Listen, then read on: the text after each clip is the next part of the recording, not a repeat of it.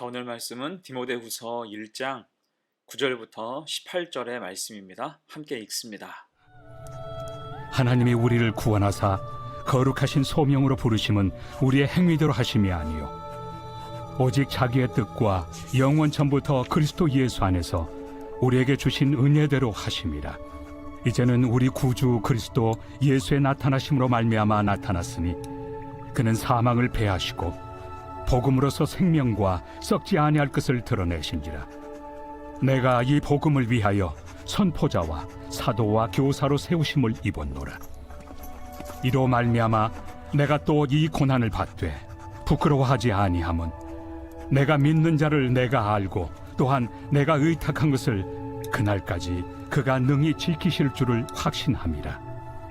너는 그리스도 예수 안에 있는 믿음과 사랑으로서 내게 들은 바 바른 말을 본받아 지키고 우리 안에 거하시는 성령으로 말미암아 내게 부탁한 아름다운 것을 지키라. 아시아에 있는 모든 사람이 나를 버린 이 일을 내가 아나니 그 중에는 부겔로와 허모게네도 있느니라. 원하건대 주께서 오네시보로의 집에 긍휼을 베푸시옵소서. 그가 나를 자주 격려해주고 내가 사슬에 매인 것을 부끄러워하지 아니하고 로마에 있을 때 나를 부지런히 찾아와 만났습니다. 원하건대 주께서 그로 하여금 그날의 주의 긍휼을 입게 하여 주옵소서. 또 그가 에베소에서 많이 봉사한 것을 내가 잘 아느니라. 부르심과 아름다움이란 제목으로 말씀 증거합니다. 흔히 성경에서 말씀하는 소명은 하나님의 부르심이라는 뜻이고, 이때 하나님은 우리에게 비전을 주시면서 부르세요. 그것을 사명이라고 합니다. 이때 성도의 본분 할 일은 그 소명과 사명을 아름답게 감당하는 거지요. 이에 오늘 바울도 영적인 아들인 디모데에게 소명을 대하는 자세, 신앙의 아름다움을 어떻게 지켜야 하는지를 교훈합니다. 이를 두 가지로 생각해 봅니다. 첫 번째, 복음의 귀함을 알아야 돼요. 9절 봅니다. 하나님이 우리를 구원하사 거룩하신 소명으로 부르심은 우리의 행위대로 하심이 아니요 오직 자기의 뜻과 영원 전부터 그리스도 예수 안에서 우리에게 주신 은혜대로 하심이라. 아멘. 여러분, 하나님이 소명으로 부르심은 은혜지요. 우리의 행위대로 부르신 게 아니라 전적인 은혜입니다. 그래서 마땅히 할 일이 무엇입니까? 그 복음의 귀함을 알고 부르심에 감사하며 진리로 살아가야 하는 거예요. 그것이 10절이죠. 이제는 우리 구주 그리스도 예수의 나타나심으로 말미암아 나타났으니 그는 사망을 패하시고 복음으로써 생명과 썩지 아니할 것을 드러내신지라. 아멘. 그리고 이제는 복음의 귀함을 지키고 전하도록 하나님이 사명을 주세요. 그럴 때 바울에게는 11절의 은혜를 주셨죠. 내가 이 복음을 위하여 선포자와 사도와 교사로 세우심을 입었노라. 아멘. 자, 다만 이렇게 세우심을 받았을 때 흔히 어떤 일이 있을까요? 소명과 사명에는 시험과 고난이 따라올 수 있습니다. 그래서 바울이 12절 초반에서도 말씀하죠. 이로 말미암아 내가 또 이 고난을 받되, 부르신 소명과 사명 때문에 고난받게 되었다는 것입니다. 곧 여기서 말하는 고난은 그리스도를 위한 고난을 뜻하겠지요. 실제로 복음을 위해 부름받은 사람들은 고난을 담담하게 감내했습니다. 바울 또한 이것을 당연한 것으로 여길 것을 당부하죠. 로마서 8장 17절입니다. 우리가 그와 함께 영광을 받기 위하여 고난도 함께 받아야 할 것이니라. 아멘. 또한 오늘 본문 직전인 디모데후서 1장 8절에서 말씀합니다. 그러므로 너는 내가 우리 주를 증언함과 또는 주를 위하여 갇힌 자 된 나를 부끄러워하지 말고 오직 하나님의 능력을 따라 복음과 함께 고난을 받으라. 아멘. 그 시절 복음으로 부름받은 사람에게는 고난이 상식과도 같았다는 거예요. 그 당시에 예수 믿는 것은 목숨을 담보해야 했습니다. 이때 그것을 감수하고 믿음을 지킨 사람의 수가 부지기수였지요. 이것이 복음의 능력이었고 이방 땅의 교회가 뿌리 내리게 된 원동력이었습니다. 자, 그러면 그 고난은 단지 고생과 고통, 고난이 전부이고 끝일까요? 아닙니다. 고난은 그 자체로 끝이 아니에요. 요한계시록 2장 10절에서 말씀합니다. 너는 장차 받을 고난을 두려워하지 말라. 볼지어다 마귀가 장차 너희 가운데에서 몇 사람을 옥에 던져 시험을 받게 하리니 너희가 10일 동안 환난을 받으리라. 내가 죽도록 충성하라. 그리하면 내가 생명의 관을 내게 주리라. 아멘. 주님은 고난을 지나 생명의 면류관을 주신다고 약속하십니다. 고난을 통해 연단을 받지만 그를 통해 주시는 은혜와 축복은 반드시 있다는 거예요. 심지어 베드로는 베드로전서 4장에서 이렇게 말씀했습니다.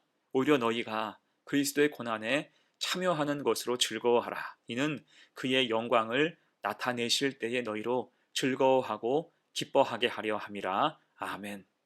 복음의 귀함을 알기에 고난을 자처한 성도가 받을 복, 누릴 상이 반드시 있다는 거예요. 그래서 우리도 복음을 위해 부르심 받을 때 복음의 귀함을 알고 그 진리를 지키기 위해서 고난조차 감당할 수 있는 굳센 믿음으로 살아가는 귀한 성도가 되시기를 간절히 축원합니다. 아멘. 두 번째예요.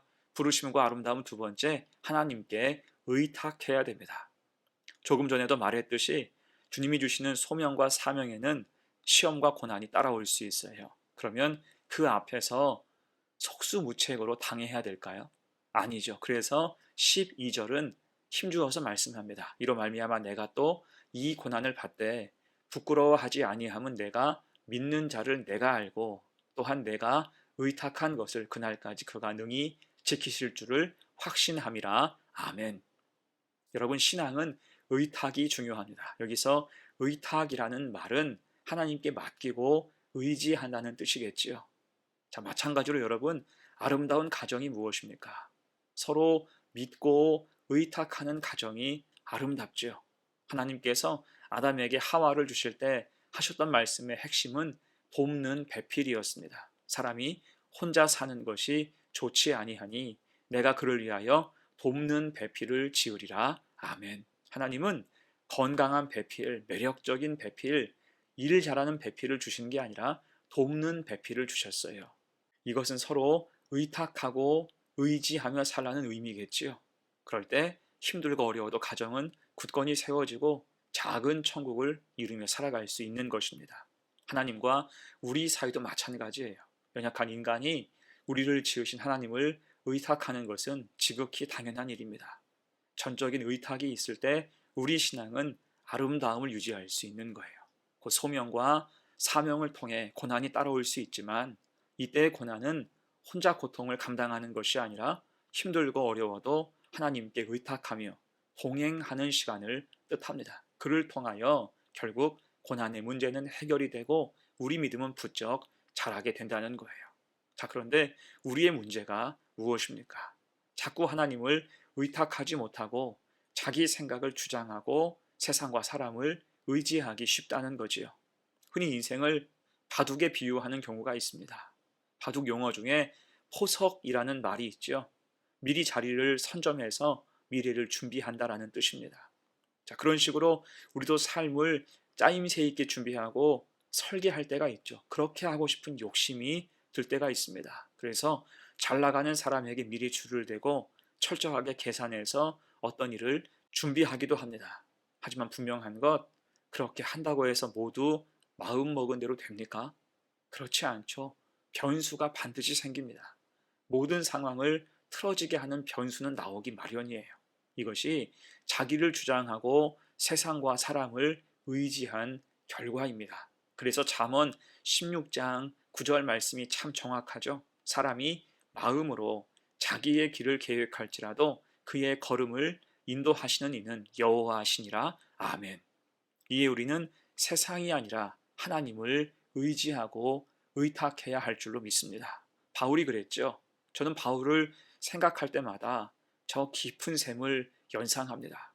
하나님은 바울을 그의 죽음 직전까지 계속 사용하셨어요. 사실 우리가 보고 있는 디모데후서는 바울의 유서에 해당하는 말씀이에요. 이 서신을 쓴 후에 얼마 지나지 않아서 바울은 순교를 당하게 되었죠. 그러니까 하나님은 바울을 깊이 오래도록 사용하신 거예요. 왜 그렇게 사용하셨을까요? 그것은 파고 또 파도 그 바닥이 드러나지 않았기 때문이에요. 여러분, 어떤 사람은 조금만 사명을 감당하면 인격의 바닥이 드러나고 믿음의 바닥과 실력의 바닥이 드러나는 경우가 있습니다. 한계가 명확한 거예요. 자기를 의지하여 일하기 때문이겠죠. 그런 의미에서 바울이 깊은 샘과 같이 바닥이 드러나지 않은 근거가 무엇일까요? 단순히 그가 잘나고 많이 배워서일까요? 그렇지 않습니다. 그것은 그가 전적으로 하나님을 의탁했기 때문이에요. 하나님을 신뢰하고 신실하게 믿고 전적으로 의탁했을 때 하나님이 그를 끝까지 아름답게 사용하셨다는 것입니다. 또한 그럴 때 하나님은 바울에게 동역자를 공급하시고 돕게 하셨어요. 그런 사람이 디모데였고요. 또한 16절 이하에 나오는 오네시보로였죠.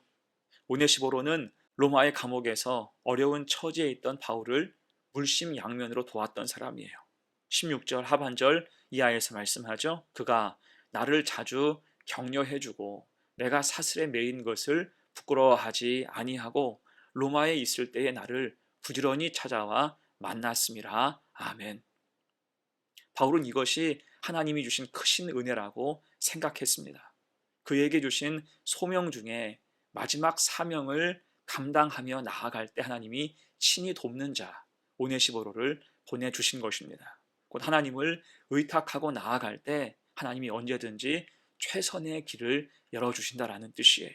여러분, 이런 찬송이 있어요. 구주 예수 의지함이 심히 기쁜 일일세. 하나님을 의탁하는 기쁨을 노래하고 있지요. 구주 예수 의지함이 심히 기쁜 일일세. 자, 그럴 때 이 찬송의 결론이 무엇입니까? 예수 믿는 것은 받은 증거 많도다. 하나님을 의지하고 의탁하면 받는 증거가 많습니다. 그만큼 많이 쓰임 받고 주시는 은혜가 풍성하기 때문이겠지요. 자, 그렇게 더 하나님께 의탁하며 믿음으로 사명을 감당할 때 귀한 열매를 맛볼 수 있는 성도가 되시기를 간절히 축원합니다. 아멘. 이제 말씀을 정리합니다. 우리는 모두 소명의 길을 가고 있어요. 그럴 때 신앙의 아름다움을 견고하게 지켜야 돼요. 13절, 14절 읽습니다. 너는 그리스도 예수 안에 있는 믿음과 사랑으로서 내게 들은 바 바른 말을 본받아 지키고 우리 안에 거하시는 성령으로 말미암아 내게 부탁한 아름다운 것을 지키라. 아멘. 복음의 귀함을 알고 신앙을 아름답게 지켜야 한다는 것입니다. 또한 고난과 어려움이 따라와도 하나님께 우리의 삶을 의탁하며 믿음의 아름다움을 지켜가야 돼요. 하나님이 지켜주신다 약속하십니다. 그래서 끝까지 부르심의 소명대로 주신 사명을 잘 감당하여 아름답게 신앙의 길을 가는 복된 성도가 다 되시기를 간절히 축원합니다. 아멘. 함께 기도합니다. 은혜로우신 하나님, 우리를 자녀 삼아 주시고 주님의 사람으로 세워주심을 감사합니다. 부르심의 소명을 주셨으니 아름답게 신앙을 지키게 하옵소서. 간혹 고난이 임하여도 주님께서 능히 지켜주실 것을 확신하며 믿음의 길 앞에 주저하지 않게 하시고 담대한 믿음으로 의탁하며 사명을 감당하게 하옵소서. 그래서 새 일을 행하시는 우리 주님과 늘 동행하는 복된 성도가 되게 하옵소서. 감사드리며 예수님의 이름으로 기도합니다. 아멘.